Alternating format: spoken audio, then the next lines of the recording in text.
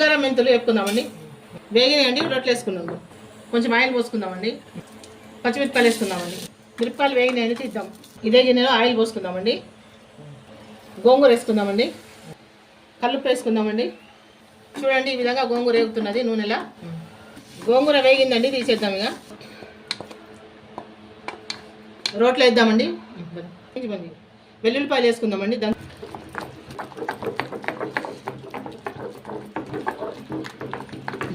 Oil పోసుకుందామండి. తాలింపు వేసుకుందామండి.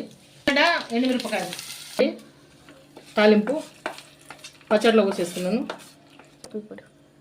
పోసేసిందండి, పచ్చడిలో పోసేసినాను. పచ్చడిలో పోసేసి కలుపుకుందాం. ఇట్లా చూసిన ప్రతి ఒక్కరు కూడా లైక్ చేయండి, సబ్స్క్రైబ్ చేసుకోండి. దీంట్లో ఆయిల్ పోద్దామండి. కొంచెం తక్కువైంది, ఆయిల్ పోస్తున్నాము.